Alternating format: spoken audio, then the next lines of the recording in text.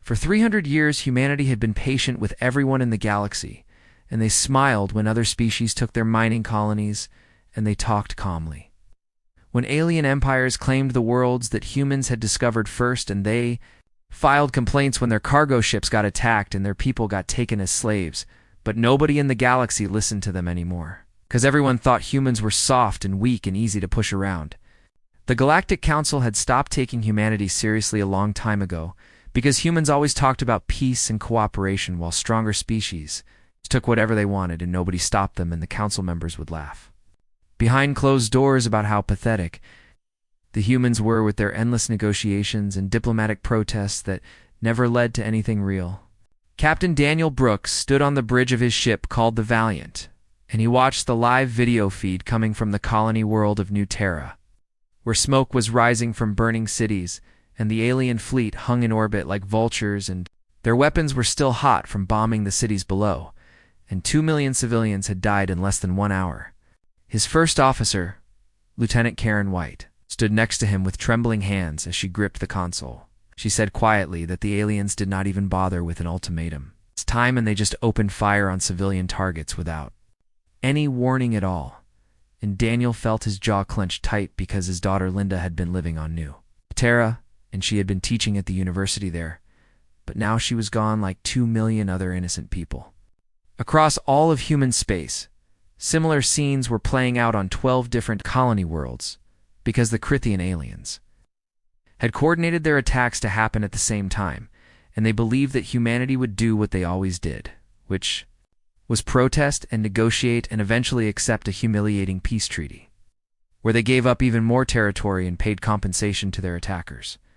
This time the Crithians were wrong about what would happen next.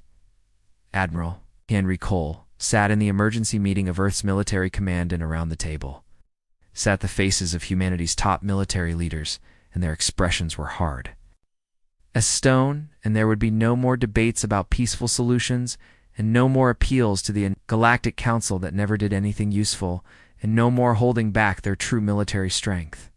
Henry stood up and placed both hands flat on the table, and he said that they had tried peace for 300 years, and they had tried diplomacy and patience, and their reward for all that restraint had been the deaths of 7 million of their people in a single day, and he told them he was recommending they activate something called Protocol Blackout, which meant using every military asset they had, including every reserve fleet and every weapon they had been told to keep locked away, because other species said those weapons were too aggressive for civilized people to use. He said it was time to stop being nice and show the galaxy what humanity was really capable of when they decided to fight back in the vote. It was unanimous, with everyone agreeing. Within just a few hours, encrypted messages flashed across all of human space, going to every colony and every military base, and installations that had appeared dormant and inactive for decades suddenly came alive with activity, and shipyards hidden inside asteroid fields powered up their assembly lines that had been waiting for exactly this moment in deep and classified facilities. Soldiers loaded weapons onto warships that violated at least a dozen galactic treaties that humanity had signed years ago. Commander Lisa Hayes received her orders while aboard a stealth carrier called the Shadow and her squadron of fighter pilots gathered in the briefing room with eager faces, because they were young and most of them had never seen real combat before, but they were ready to fight back after years of watching their people get pushed around and killed. Lisa explained that their target was a Crithian supply depot at a place called Helios. Station and intelligence reports said it was only lightly defended because the Crithians did not expect any retaliation from the weak humans who always just complained and never actually fought back. One of the young pilots, named Jake Morrison, asked what their rules of engagement would be, and Lisa smiled coldly and told him there were no rules anymore, and they would hit the enemy with everything they had, and there would be no warnings given, and no mercy shown, because they needed to teach the Crithians that attacking human civilians came with a price that had to be paid in blood. The pilots cheered loudly because finally they could stop holding back and actually defend their people properly. On Earth, the president, named Amy Richardson, addressed the entire human population, and her speech was broadcast across every human colony in every ship and every outpost in space so that all humans could hear what she had to say about what came next.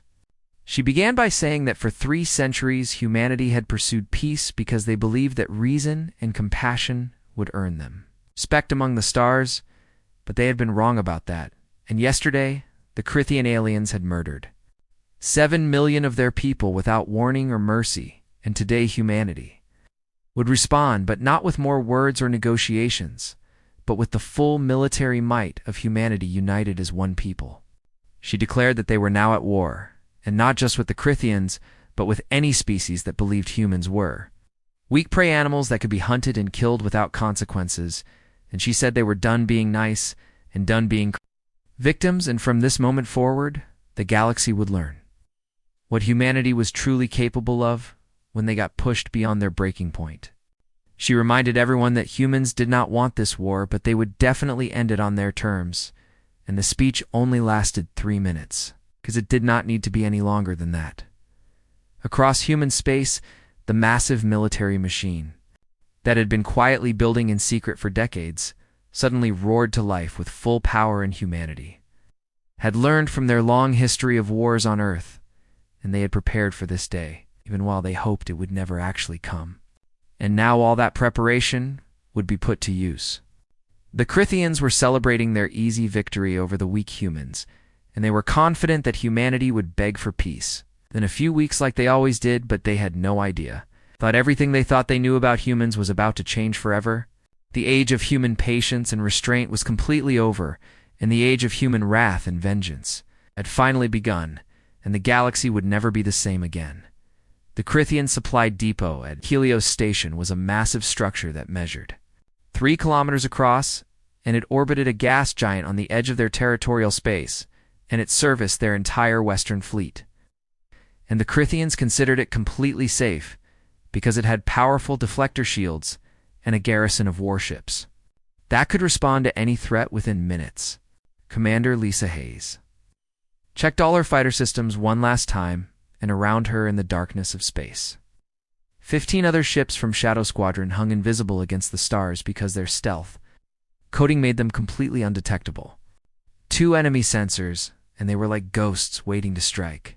Captain Paul Green was the wing leader, transmitted that all units were ready and weapons were hot and targeting solutions were locked onto the station, and Lisa felt her fingers dance across the controls of her Phoenix-class interceptor, which carried enough firepower to level an entire city, and the Crithians, sitting in that station, had absolutely no idea she was there.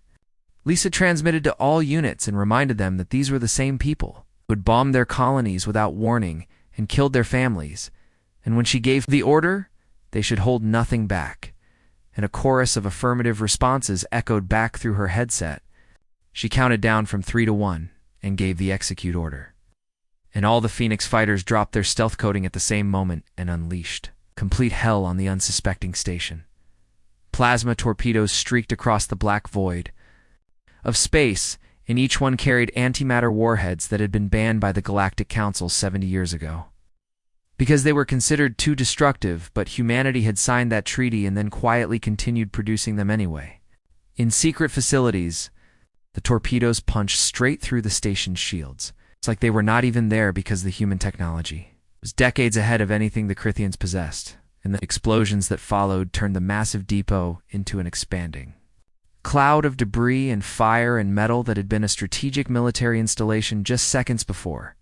The Crithian defense fleet tried to scramble and launch a response, but they were already far too late, because Shadow Squadron had split into attack formations, and their weapon systems were singing with power as they engaged the enemy ships. Railguns fired depleted uranium slugs at a fraction of light speed, and laser arrays cut through capital ship armor like hot knives through butter, and then the humans deployed. Something new that the Crithians had never seen before in any battle. Lieutenant Jake Morrison called out that he was deploying hunter drones, and his voice was electric with excitement because these were weapons that had been in development for years, and now they finally got to use them in real combat. From each fighter's weapons bay, a dozen small spheres launched into space, and they moved with unnatural speed and intelligence as they sought out enemy ships, and when they found their targets, they latched onto the walls and detonated with shaped charges that were specifically designed to penetrate armor and destroy critical systems inside within 8 minutes. The entire Crithian defensive fleet was either destroyed or disabled and floating dead in space, and Lisa's squadron had not lost a single ship or pilot. Lisa transmitted back to base that the target was eliminated, and they had 0 friendly casualties, and her squadron was returning to the carrier and as her fighters jumped back into stealth mode and vanished the emergency beacons from dying Crithian. Ships filled the void, and the survivors, who would eventually be rescued, would carry a terrifying message back to their people about how humanity had changed. Across the galaxy, similar strikes were playing out at the exact same time, because 3 Crithian military installations went completely dark within the same hour, and a supply convoy of 30 ships simply disappeared without a trace because they had been attacked by human submarines, which were special space vessels designed for stealth warfare that did not officially exist in any records. Admiral Henry Cole watched the reports flooding into the war room on Earth, and every single mission was succeeding beyond their projections, and every target was being neutralized with minimal losses on the human side. General Frank Pierce, who was the head of special operations, stood beside Henry and said that the Crithians were in complete chaos in their communication. Networks were lighting up with panic messages, and they were calling for reinforcements and repositioning their fleets, because they thought the humans were going to invade their core worlds next. Colonel Betty Shaw, who handled strategic planning, asked if they were actually going to invade the Crithian homeworlds, and Henry shook his head and said, "Not yet," because right now they wanted the Crithians to be afraid and pull back their forces to defend their territory, and while they were doing that, humanity would hit the other species who thought attacking humans was acceptable behavior. He pulled up a star map that showed red markers indicating hostile species territories, including the Vexor Empire, which had been raiding human cargo ships for decades, and the Scaleth clans, who had been enslaving human colonists and selling them on black markets, and the Drexen Confederacy, which had seized human, discovered worlds through bureaucratic manipulation and legal tricks. Henry ordered them to divide their forces into task groups, and each one would target a different enemy species, and they would all attack simultaneously to show the entire galaxy that humanity was not just fighting back against one species, but settling every single debt at once. Betty's eyes widened as she said that starting a multi-front war went against all their command doctrine, but Henry interrupted her and said that command doctrine was written back when they were playing nice, and they were not playing nice anymore. And they had the ships and weapons and 300 years of accumulated anger to unleash on their enemies. The orders went out within the hour to every fleet, and battle group Captain Daniel Brooks received his new assignment aboard the Valiant, and his battle group would strike at Vexor, raiding bases along the frontier with 20 ships under his command. And all of them were equipped with the latest weapons that had been held in reserve for exactly this moment. Daniel ordered navigation to plot jump coordinates and told all ships to prepare for combat operations, and when they arrived at the target, the weapons would be free to fire at will, and no quarter would be given to the enemy. His tactical officer, Lieutenant Kevin Ross, looked up from his console and said that some of these bases might have civilian populations living on them, and Daniel's expression did not change at all, as he said then those civilians should evacuate because they would be given 5 minutes warning, and after that, anyone still there had made their choice. He reminded Kevin that these Vexor pirates had been raiding human shipping for 50 years and killing their crews and stealing their cargo, and today, all of that would end permanently. The Valiant and her battle group jumped into hyperspace, heading toward a Vexor pirate haven that had operated with complete impunity for decades, and the base had grown wealthy by selling goods looted from destroyed human ships, and their markets were full of stolen property. When Daniel's fleet emerged from hyperspace, they found the station exactly where intelligence said it would be, and it was massive and sprawling and filled with thousands of Vexor and their criminal allies who had gotten rich off human suffering. Daniel transmitted on all frequencies, identifying himself as Captain Brooks of the Earth Defense Force, and he told everyone at Vexor Station, Omega, that they had exactly 5 minutes to evacuate, and after that his fleet would destroy the facility and every ship that remained, and this was their only warning. The response that came back was laughter and insults in the Vexor language because they did not believe the soft humans would actually attack. Daniel said calmly that 4 minutes remained, then 3 and then 2, and the Vexor kept laughing. Because humans did not attack like this, and humans always negotiated and filed protests, and never actually fought. Time ran out, and Daniel said simply that all ships should open fire. The Valiant's main guns spoke with thunder, and Vexor Station Omega began to die in fire and explosions. The Galactic Council convened an emergency session on the neutral station, called Apex Prime, and representatives from 200 different species filled the massive amphitheater, and their voices were raised in angry debate and shouting, and at the center of all the chaos stood Ambassador Nathan Clark, who was representing humanity all by himself. He stood alone at the podium and was surrounded by accusatory stares from every direction, and the council chambers buzzed with outrage and fear, and some species, who had also been victims of the Crythians, were trying hard not to smile at what humanity had done. Chancellor Vorik of the Crythian Consortium slammed his appendage on the console and shouted that the humans had violated 37 treaties and deployed banned weapons and attacked sovereign territory without any provocation whatsoever. Nathan remained completely calm with his hands clasped behind his back, and he asked Vorik if he seriously just said without provocation because the Crythian fleet had murdered 7 million human civilians and destroyed 12 colony worlds in a coordinated sneak attack. He asked what exactly the Crythians expected humanity to do after that, and whether they thought humans would just write another protest letter like they had done for the past 300 years. Ambassador Yelton of the Vexor Empire screeched that the Galactic Council had protocols and proper channels for handling grievances, and her scales rippled with visible agitation. Nathan replied that humanity had used those channels for 3 centuries and filed 17,000 formal complaints and presented evidence of raids and slavery and territorial theft and murder, and the council had issued statements of concern and strongly worded letters and empty gestures while human people kept dying. He swept his gaze across the entire assembly and said that humans had played by the galaxy's rules and been model galactic citizens, and the reward for that good behavior was being treated like prey animals because everyone mistook human restraint for weakness. Chancellor Vorik roared that humanity could not simply decide to abandon galactic law whenever they felt like it, and there had to be consequences for their actions.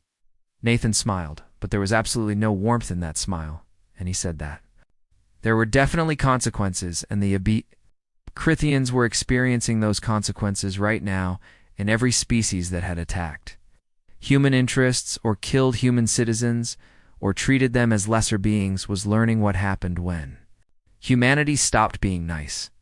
The Scaleth representative, who was a towering insectoid named Kresh, clicked his mandibles together and said that Nathan spoke of human actions as justice, but humanity had destroyed civilian installations and killed thousands of people. Nathan countered that humanity had given warnings and provided 5 minutes for civilians to evacuate before strikes, which was more mercy than the Scaleth slavers had given to human colonists they captured and sold, and it was more than the Crythians gave human colonies before opening fire without any warning at all. Councillor Thane of the Drexen Confederacy muttered that this was complete madness because a single species was declaring war on multiple galactic powers simultaneously, and humanity could not possibly win and would be crushed eventually. Nathan said simply that they should try to crush humanity then, and come at them with everything they had, because humans were done hiding their true capabilities and done pretending to be weak, just to make other species feel comfortable around them. He leaned forward on the podium and explained that for 300 years humanity had held back technologies and weapons and military strategies that they developed because those things were considered too aggressive for the Council's delicate sensibilities, and every time they lost a ship, they had secretly built 3 more in hidden shipyards. Nathan admitted freely that humanity had violated treaty terms by continuing weapons research and military development while pretending to comply with limitations, but he explained that humanity had always known the galaxy was dangerous, and they hoped they would never need their full strength, but the galaxy would not let them live in peace. He said that yes, humanity had prepared an secret for this day, and now the galaxy was going to experience exactly what a fully unleashed humanity was capable of when they stopped holding back. The council chamber erupted into complete chaos, with some species calling for sanctions and others demanding immediate military action against humanity, and a few smaller species who had also been victims remained conspicuously silent.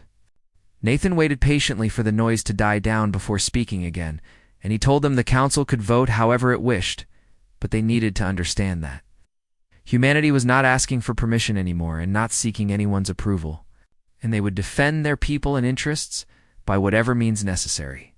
He declared that the age of humanity bowing to galactic bullies was completely over. Then he gathered his materials and walked out of the chamber, while behind him the council dissolved into shouting matches and frantic negotiations.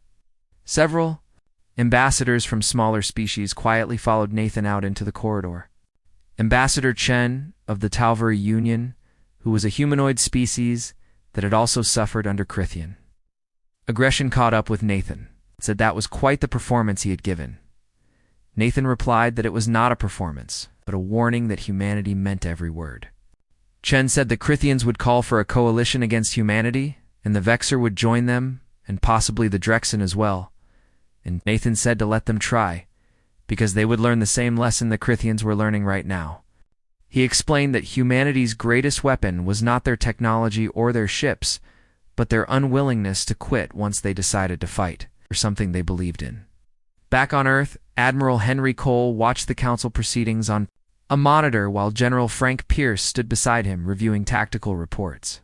Frank said that Nathan had played his part perfectly, and now everyone knew humanity was not backing down, but the question was whether the other species were smart enough to accept peace terms or dumb enough to escalate the conflict. Henry replied that intelligence suggested the Crithians were already rallying their allies and putting together a grand fleet with 2,000 ships, or maybe more.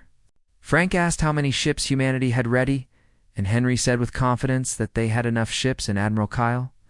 Grant with the Third Fleet was moving into position near the Crithian border, and they had seeded the approach routes with autonomous defense platforms. He added that they had also activated something called Project Titan, which made Frank's eyebrows rise because he thought that project was still in the testing phase. Henry explained it had been in testing. Now it was fully operational, and they had 6 Titan-class dreadnoughts, and each one was capable of matching 100 enemy capital ships in combat. He pulled up holographic displays showing the massive vessels, which were unlike anything else in the human fleet, and they bristled with weapons and were powered by zero-point energy reactors that should not have been possible for another century, according to conventional science. Henry continued that when the Crithians brought their grand fleet, they were going to discover that humanity had been playing a very long game, and every treaty they signed and every limitation they accepted gave them time to innovate beyond what anyone thought possible. Frank asked what would happen if the council authorized military action against humanity, and Henry's smile was cold as ice as he said then they would show the galaxy why humanity had always been excellent at winning wars. He explained that humans learned fast and fought dirty and never gave up until their enemy either surrendered or ceased to exist entirely.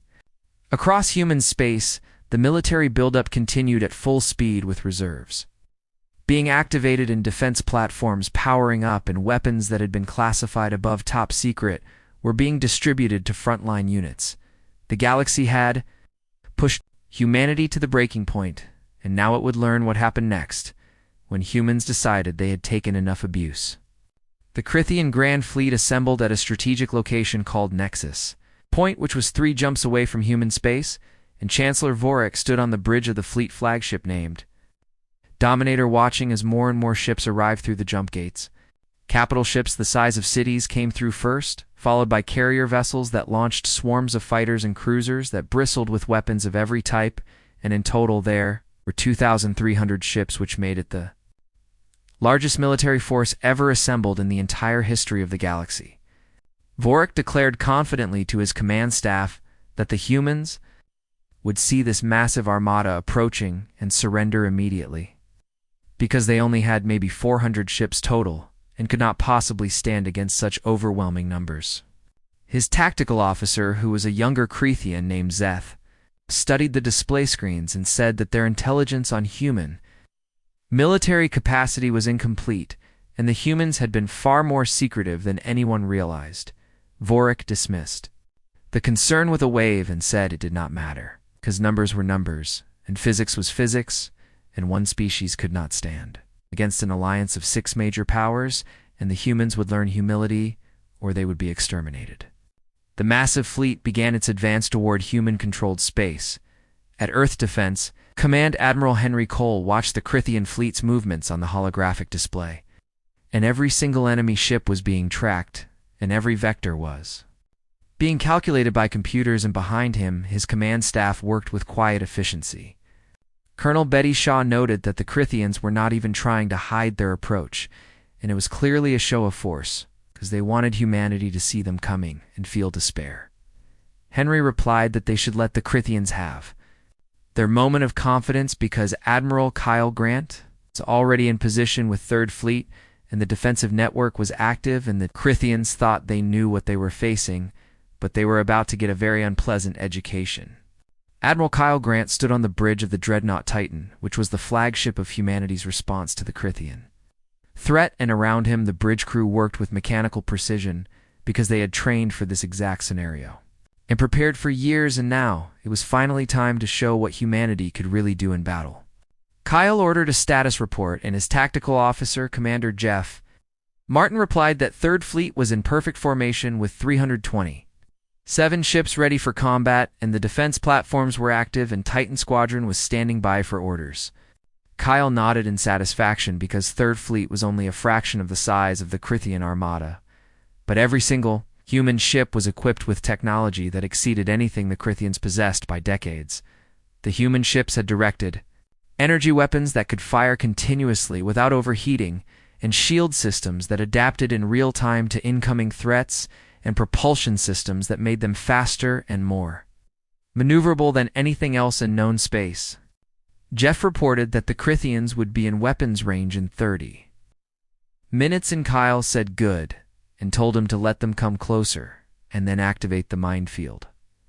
Between the approaching Crithian fleet and the human-positioned space suddenly came alive with thousands of autonomous mines that had been invisible until this moment because they had been seeded along the Crithian approach vector weeks ago, just waiting patiently for this exact moment.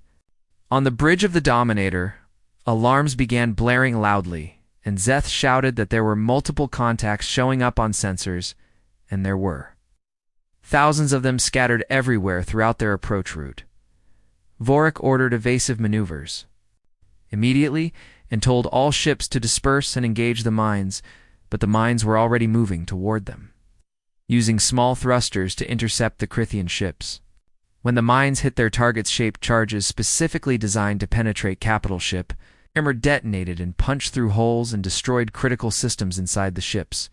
Explosions rippled through the Crithian fleet like a wave, and dozens of ships were crippled or destroyed in just the first wave, in the Grand Armada that had been so confident just moments before suddenly found itself in complete chaos. Vorik screamed orders to return fire and destroy those mines, and the Crithian ships opened up with all their weapons, filling space with energy blasts and projectiles, and they managed to destroy many of the mines, but more kept coming at them from every direction. And now the human ships were approaching to join the battle. Kyle transmitted calmly that Titan Squadron was cleared to engage the enemy, and from behind 3rd Fleet, 6 massive vessels emerged from their holding position. The Titan-class dreadnoughts were each 3 kilometers long and bristled with weapons that represented the absolute pinnacle of human military engineering, and they had been built in complete secrecy and assembled in hidden shipyards and kept classified until this exact moment. The lead Titan, which was commanded by Captain Sandra Price, opened fire first in her ship's main cannon was a mass accelerator that used magnetic fields to launch projectiles at near light speed. The round hit the Dominator's shields and punched straight through them like they were made of tissue paper, and the projectile tore completely through 3 kilometers of warship, entering at the bow and exiting at the stern, leaving a tunnel of total destruction in its wake. Vorik gasped as his flagship shuddered violently and systems failed all across the board. Endy, he shouted that this was impossible because human weapons should not be that powerful. He ordered all ships to concentrate their fire on those dreadnoughts, but the Titan squadron was not fighting alone because human fighters swarmed the enemy fleet, moving faster and more agile than anything the Crythians could field. Human cruisers picked off enemy capital ships with precise, devastating strikes, and the autonomous mines continued their deadly work, turning the entire battlefield into a killing field. Zeth reported with disbelief in his voice that fleet cohesion was breaking down, and they had already lost over 300 ships in only 15 minutes of combat, and casualty reports were overwhelming their communication systems. Vorik stared at the tactical displays in shock because this was not how it was supposed to happen at all, and they had superior numbers and firepower. But the humans were fighting like nothing anyone in the galaxy had ever seen before. Every human tactic was brutally efficient, and every strike was precise and calculated. And there was no hesitation anywhere, and absolutely no mercy being shown. Vorik's hands trembled as he gave the order that tasted like poison on his tongue, and he told Zeth to signal a retreat. Zeth asked if he had heard correctly, and Vorik shouted to signal retreat immediately and get whatever was left of the fleet out of there. The Crythian ships broke formation completely and fled in every direction, jumping into hyperspace. Wherever they could, and behind them they left massive debris fields where hundreds of their ships had been utterly destroyed. The grand fleet that had been assembled to crush humanity once and for all had been shattered in less than 1 hour of actual combat. On the bridge of the Titan, Admiral Kyle watched the enemy flee and ordered all ships to hold their positions and not pursue the retreating forces. Jeff questioned why they should not chase down the enemy while they were running, but Kyle explained that they had already proved their point. He said the Crythians had come to intimidate humanity with overwhelming numbers, but humans had shown them that numbers did not matter. When you had superior technology and better training and warriors fighting for a righteous cause, Kyle said too, let the survivors go back and tell their leaders exactly what happened when anyone threatened humanity. He turned to his communications officer and told her to send a message to Earth Command, saying that the enemy fleet had been engaged and routed and friendly casualties were minimal and the border was completely secure. Across all of human space, news of the incredible victory spread like wildfire in the Crythian Grand Fleet, which had been the largest military force ever assembled, had been defeated by a smaller human force in a single engagement. The message was now crystal clear to every species in the galaxy that humanity was no longer the doormat they could walk over. They were now a military power that had to be respected and feared.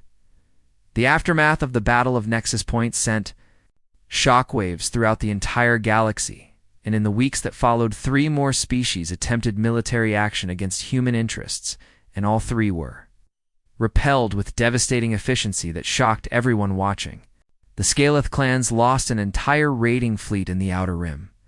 When they tried to attack a human mining operation, and the Drexen Confederacy watched helplessly as their border stations were systematically dismantled one by one, and even the Vexer Empire, which had once been so bold in their piracy, pulled back all their forces after an entire battle group simply vanished without a trace, destroyed by human stealth ships that never even showed themselves on any sensors. Ambassador Nathan Clark returned to the Galactic Council chambers, but this time the atmosphere was completely different. From his previous visit, and the amphitheater was much quieter, and representatives watched him with expressions that ranged from genuine fear to grudging respect, and there was very little of the contempt that had marked his earlier appearance. Chancellor Vorik was notably absent from the proceedings, and intelligence reports suggested he had been removed from power after the disaster at Nexus Point, and the new Crythian representative was Ambassador Kelth, who was known as a more moderate voice among his people. Kelth announced formally that the Crythian Consortium wished to discuss terms for peace, and he acknowledged that their previous actions against human colonies had been unwarranted, and they now sought a peaceful resolution to the conflict. Nathan stood calmly at the podium with his hands clasped behind his back and said that humanity was willing to discuss peace, but everyone needed to understand that the terms had changed significantly, and humans were no longer negotiating from a position of weakness. Councillor Thane of the Drexen Confederacy asked with resignation, Clear in his voice what humanity's demands were, Nathan stated firmly that first there would be reparations, and every species that had attacked human interests would compensate the families of those killed and pay for reconstruction of destroyed colonies, and second, all human citizens who were currently enslaved or held a prisoner anywhere in the galaxy must be returned immediately. He continued that third, there would be formal recognition of human sovereignty over all territories they'd currently held, including those that had previously been disputed by the Council. Thane challenged weakly, asking what would happen if they refused these demands, though his hearts were clearly not in the fight anymore. Nathan replied simply that if they refused, then the war would continue, and based on very recent events, he thought everyone present knew exactly how that would end, because humanity had clearly shown they could defend themselves and also shown they could take the fight directly to anyone who threatened them. He said the only question now was whether the other species wanted to find out what else humanity was capable of doing. The council chamber fell into complete silence as everyone considered the implications. Ambassador Chen of the Talvari Union spoke up and said she moved that the council accept the human terms and formally recognize Earth and all its colonies as a sovereign power with full council membership and complete voting rights. A voice from the Marathi delegation quickly seconded the motion, and these were smaller species that had watched recent events with great interest. The vote was called, and it passed with surprising ease, and only the Krythians and their closest allies chose to abstain from voting, and not a single representative voted against the measure. Just like that, humanity's entire status in the galaxy changed fundamentally, and no longer would they be dismissed as weak or underestimated by anyone. And they were now recognized as a major galactic power that had earned respect through demonstration of overwhelming strength. But Nathan knew that the real work of building lasting peace was only just beginning. Back on Earth, President Amy Richardson met with her top military advisors in a secured conference room, and escort Admiral Henry Cole and General Frank Pierce and Colonel Serene Betty Shaw presented their assessments of the new galactic political landscape. Henry reported that the immediate threats had been neutralized successfully, but they needed to maintain constant vigilance because some species would accept the new order peacefully, while others would resent it and look for future opportunities to challenge humanity again. Amy asked what their military posture would be moving forward into this new era. Frank answered that they were maintaining increased readiness levels, but also transitioning from active wartime operations to what he called armed peace, and they would keep their fleets deployed and weapons ready, but would also open diplomatic channels with species willing to treat them with respect. He explained that they had proved they could fight when necessary, and now they needed to prove they could coexist peacefully with those willing to respect human sovereignty. Betty pulled up a detailed star chart and said they were also actively strengthening alliances with species like the Talvari and Mynathi and others who had been victimized by the same aggressive powers that had attacked humanity. She explained there was a real opportunity to create a coalition of smaller powers that could counterbalance the traditional galactic hierarchy that had dominated for so long. Amy nodded in agreement and said they had not wanted this war, but now that they had fought it and won decisively, they needed to shape the peace carefully. And not just for themselves, but for every species that had been pushed around by the stronger powers. Henry added another consideration, which was that their military technology was now exposed to scrutiny, and other species would attempt to replicate what they had seen in battle. So humanity needed to stay ahead of the technological curve and keep innovating and developing new capabilities. Amy said they should do that, but quietly, and let other species think they understood human limitations and let them believe they knew what humanity had, while humans continued preparing for whatever challenges came next. She looked at each of her advisors in turn and said they had fundamentally changed the galaxy for better or worse, and humanity was now one of the major powers, which came with serious responsibilities. She emphasized they needed to be strong enough to defend themselves and their allies, but they absolutely could not become the same kind of bullies they had fought against. And they must hold to their principles while never forgetting the harsh lessons they had learned. Frank quoted an old saying about walking softly but carrying a big stick, and Amy agreed, saying that was exactly right, and now everyone in the galaxy knew humanity had a very big stick.